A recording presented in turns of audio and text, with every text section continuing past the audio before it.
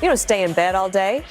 You say, all right, well, get up, live to fight another day, going to do better this time. I don't think it's a good example for them. I don't. So we'll pay attention to her tone. You guys asked about her future. I don't know what that is, but she's only 60, vibrant. You can do a lot of things. I bet she starts a super PAC because that's how you can make a lot of money. I could be. How gracious is she here? Is she a fighter or is she a bridge builder? Let me just share this. This is from Senator Sanders. He just put out. He won his race, of course. He says it should come as no great surprise that a Democratic Party which has abandoned working class people would find that the working class has abandoned them. Ooh. Oh, bunk. Bunk, says Britt. Bunk. That's what we're going with? Yeah. I'm going with. Vice President Harris coming here momentarily at Howard University. Marie, who is the heir apparent to the Democratic Party taking the next candidate spot? I mean, is it Josh Shapiro in Pennsylvania? Who is it? Josh Shapiro in Pennsylvania, Wes Moore in Maryland. A lot of people talk about Gretchen Whitmer, governors. They have a lot of executive experience. I would add two more winners, building on what Dana said. Alyssa Slotkin and Tammy Baldwin in the blue wall outran Kamala Harris, retained their Senate seats. And Alyssa Slotkin, former CIA officer, knows national security. I don't think she's running for president in 4 years. But Democrats, there's the small silver lining today is that we feel very good about our bench, about folks we have on the sidelines. Pete Buttigieg, there are others, but if I had to pick three, it's the governors, Shapiro, Moore, and Whitmer. With the House likely going to Republicans, haven't called it yet. The Senate, definitely a Senate majority for Republicans, and the White House, Britt. There's a lot of runway for President-elect Trump to do a lot of things. Britt. Say that again. There's a lot of runway for the President Trump to do a lot of things. I was watching the screen. I couldn't tell who was speaking. Yeah. I guess I should have recognized your voice. That's all right. The House, Senate, if the House goes, which is likely to go Republican, House, Senate, and the White House, there's a lot of runway for... Well, there is, and it means that the president can probably enact his program, and then the question becomes, it better work.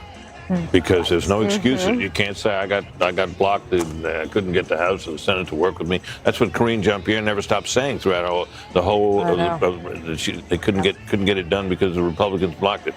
Democrats won't be able to block very much. They'll be able to block some things, but not very many. So I would imagine it has to be immigration. It has to be something strong on stopping what's happening at the border. And the economy better not falter. Absolutely. And those are things that there's no doubt this new president and the former president will be raring to hit the ground running on. And it's something that I think a lot of people were baffled that this administration couldn't get a handle on earlier because it was clearly going against them. Haley. Looks like the press pool has moved in, so we could get close. I've been on the back end of this 18-minute delay before. It's quite something. I would just say I communicated with Speaker Mike Johnson today, and he told me he's very bullish, as we've heard, about keeping the majority there and actually expanding it. And he talked about his aggressive 100-day agenda and this playbook. And he loves this sport analogy. I'm sure many of you have heard it of, I'm the quarterback along with the Senate Majority Leader for this aggressive 100-day agenda. And I think President Trump, he's going to get it right this time because there was that Affordable Care Act repeal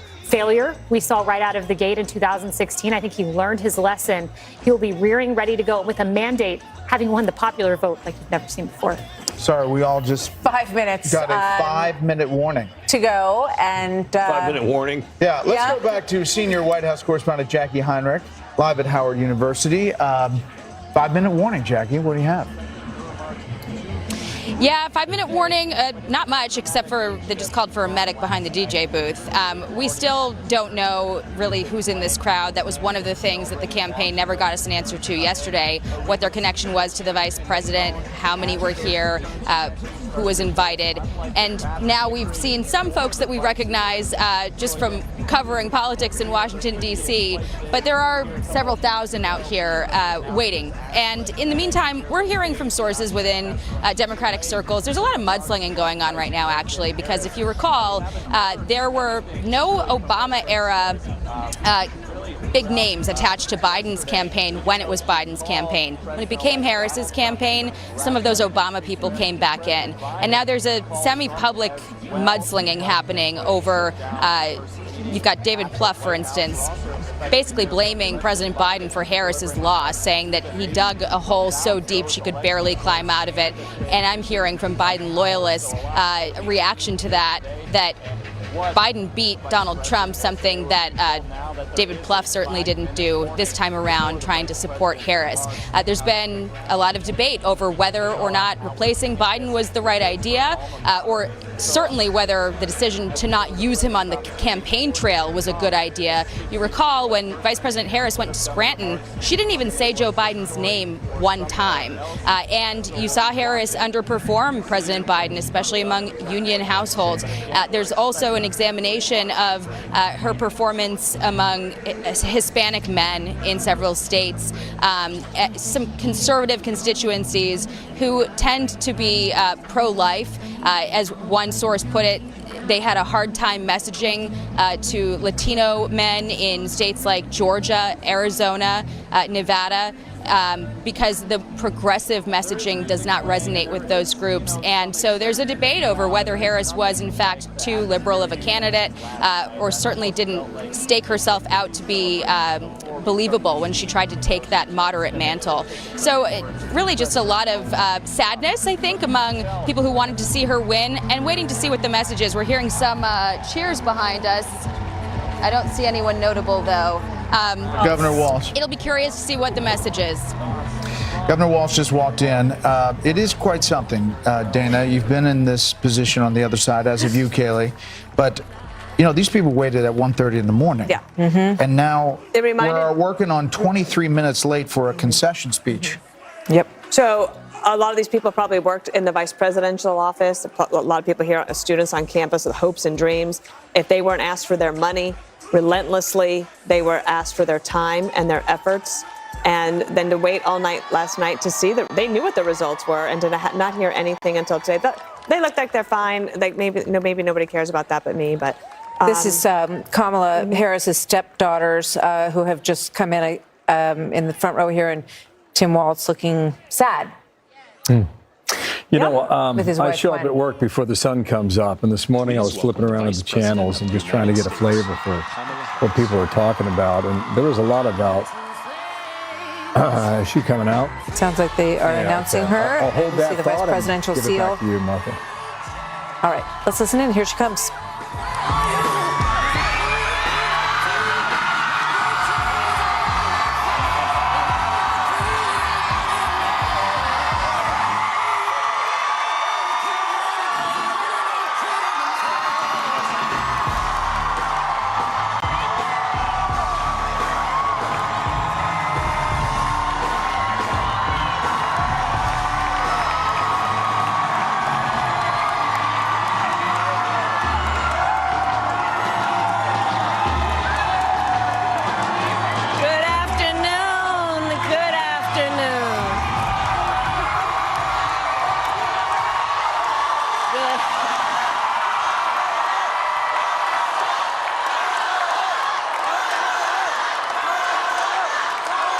Good afternoon, everyone. Good afternoon.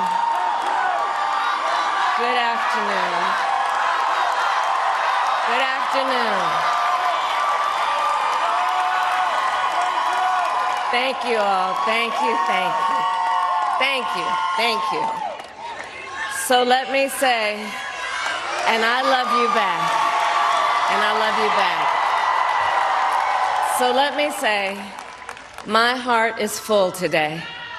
My heart is full today, full of gratitude for the trust you have placed in me, full of love for our country, and full of resolve. The outcome of this election is not what we wanted, not what we fought for, not what we voted for, but hear me when I say, the light of America's promise will always burn bright. As long as we never give up, and as long as we keep fighting.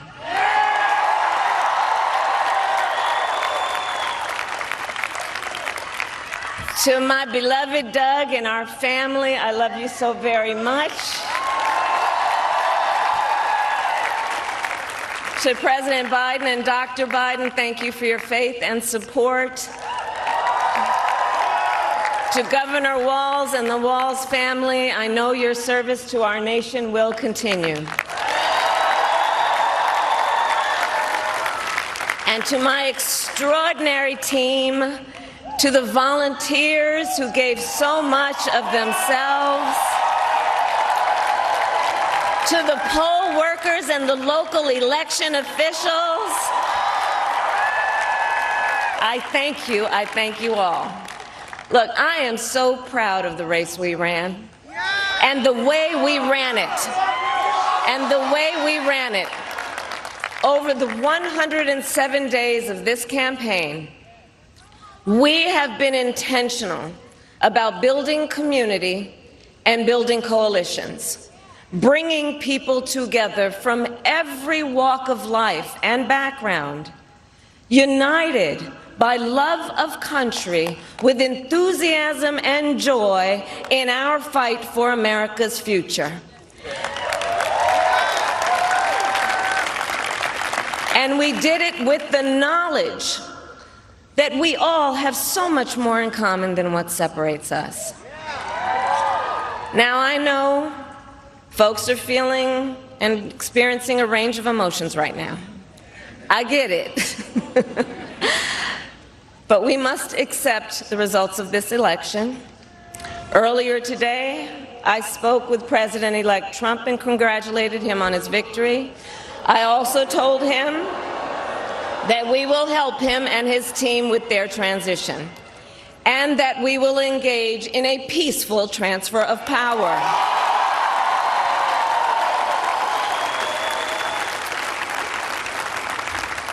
A fundamental principle of American democracy is that when we lose an election, we accept the results. That principle, as much as any other, distinguishes democracy from monarchy or tyranny. And anyone who seeks the public trust must honor it. At the same time, in our nation, we owe loyalty not to a president or a party, but to the Constitution of the United States.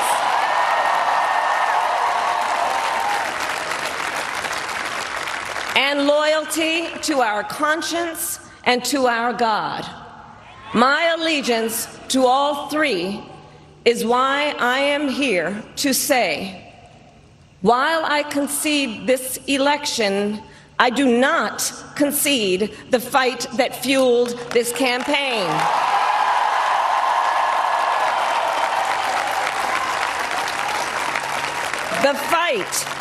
The fight for freedom, for opportunity, for fairness, and the dignity of all people. A fight for the ideals at the heart of our nation, the ideals that reflect America at our best. That is a fight I will never give up.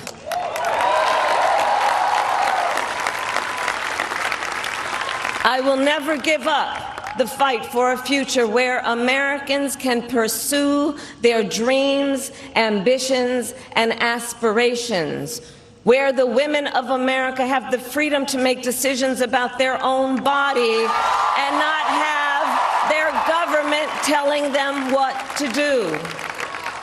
We will never give up the fight to protect our schools and our streets from gun violence. And America, we will never give up the fight for our democracy, for the rule of law, for equal justice, and for the sacred idea that every one of us, no matter who we are or where we start out, has certain fundamental rights and freedoms that must be respected and upheld.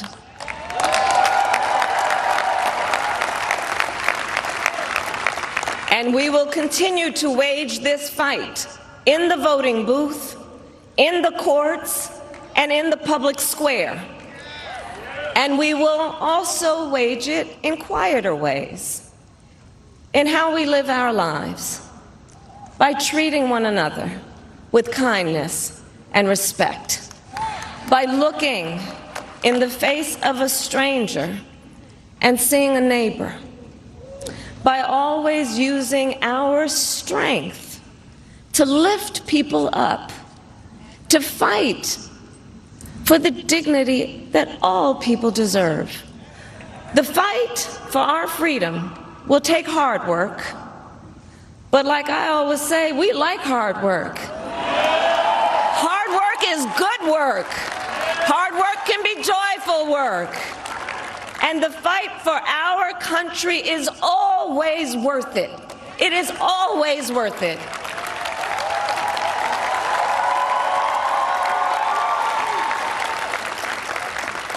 To the young people who are watching, it is, I love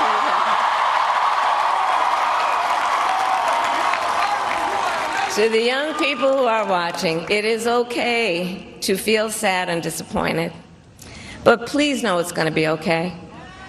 On the campaign, I would often say, when we fight, we win. But here's the thing. Sometimes the fight takes a while. That doesn't mean we won't win. That doesn't mean we won't win. The important thing is don't ever give up. Don't ever give up. Don't ever stop trying to make the world a better place. You have power. You have power. And don't you ever listen when anyone tells you something is impossible because it has never been done before.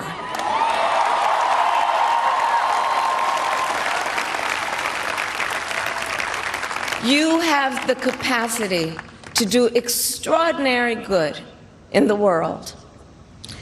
And so to everyone who is watching, do not despair. This is not a time to throw up our hands. This is a time to roll up our sleeves. This is a time to organize, to mobilize, and to stay engaged for the sake of freedom and justice and the future that we all know we can build together. Look, many of you know I started out as a prosecutor, and throughout my career I saw people at some of the worst times in their lives. People who had suffered great harm and great pain, and yet found within themselves the strength and the courage and the resolve to take the stand, to take a stand, to fight for justice, to fight for themselves, to fight for others. So let their courage be our inspiration. Let their determination be our charge. And I'll close with this. There's an adage an historian once called a law of history, true of every society across the ages. The adage is, only when it is dark enough can you see the stars. I know many people feel like we are entering a dark time, but for the benefit of us all, I hope that is not the case. But here's the thing, America, if it is, let us fill the sky with the light of a brilliant, brilliant billion of stars. The light of optimism, of faith, of truth, and service.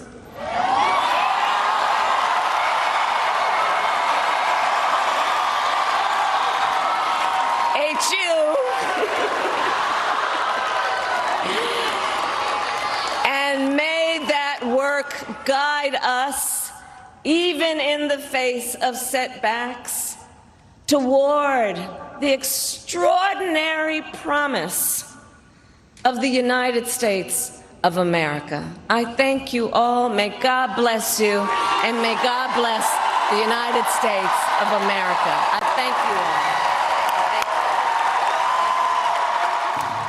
Vice President Kamala Harris in a concession speech in which she said the light of America's promise will always burn bright as long as we keep fighting.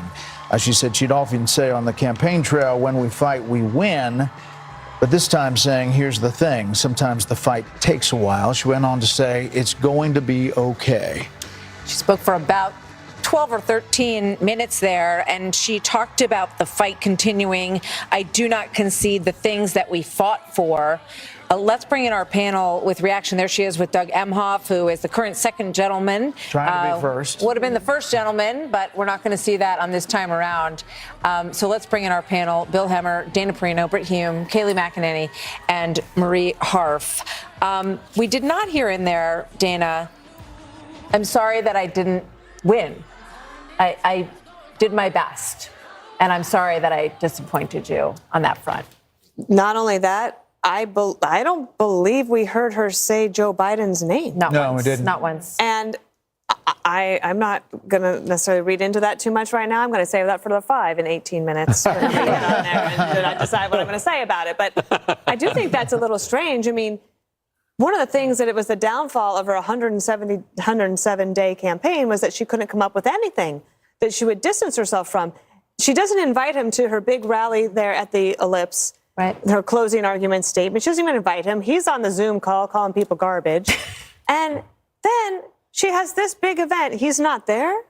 And she doesn't even mention him. I don't exactly know what is happening. I will say that I do think that the love story between Melania Trump and President Trump elect and Doug Emhoff and Kamala Harris, great examples for people who can go through a lot together and support each other through all sorts of trials and tribulations. That is a beautiful story that they have together, and I do wish her well.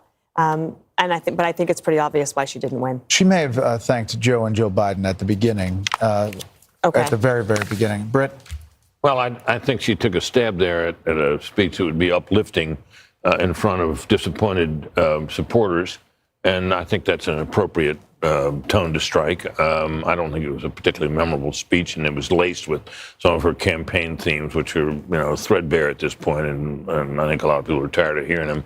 But the question is whether she rides off into the sunset, basically never to be heard from again. Maybe she was hoping that something in this speech would head off that outcome. I have my doubts. I have confirmed she did at the very beginning.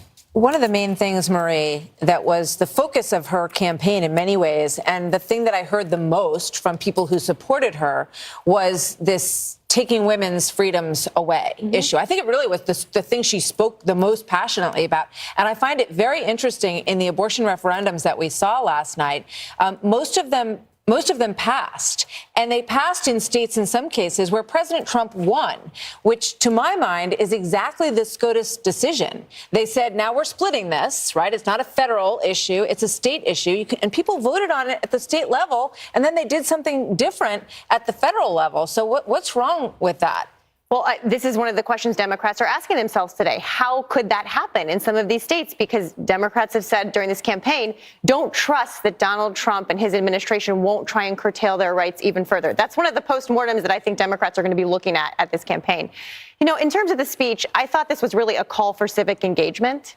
And not based on resentment. We've talked a lot about the language on both sides during this campaign, but she talked about our ideals and about how you dissent in a democratic society. She talked about a peaceful transfer of power. She said that she offered help to the Trump campaign as they transition in. But outlining this idea of civic ideals and civic engagement and how we can keep fighting when we feel like we have lost and we have a lot of work to do. And I think that was an uplifting message, a forward-looking message that we all, quite frankly, today could really take to heart. Bill? I guess a lot of platitudes, but I think that's kind of where we've been for the past 3 or 4 months. The rhetorical flourish really is in small type, I'd say, and not capital letters. It's hard. Look, you put your heart and soul every day of your life into this, and you got to come out there and accept defeat. But that's where we are with her campaign at the moment. Real soon, though, we're going to be turning the page. Wow. To borrow a phrase. Oh, sorry about that. We're going to be turning the page, rather. All right, so I've been up to what Trump does. Yeah.